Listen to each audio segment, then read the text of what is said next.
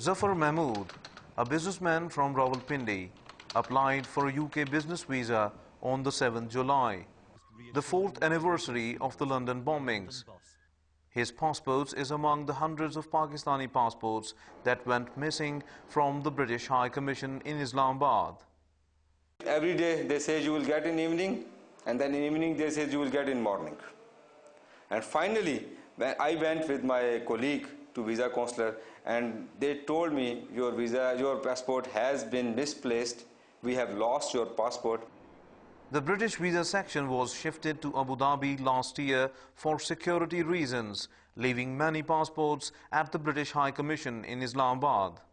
The UK visa mess is so much alarming that 200,000 passports are being held in British High Commission in Islamabad. It is being suspected that only passports with extensive travel history are missing.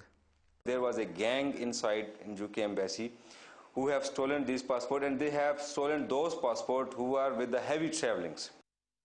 Most of the passports are with the valid visas for the US, Schengen countries and even immigration visas. Passports are gone missing in British High Commission in Islamabad. It may be used in terrorist activities. These are just two examples. The number of the affected people is in the hundreds. The Pakistan Foreign Office has communicated its concern to the British diplomatic mission. We have conveyed our concerns, and the British High Commission has assured us that they are in the process of taking appropriate measures with a view to ensuring that such lapses do not recur in future.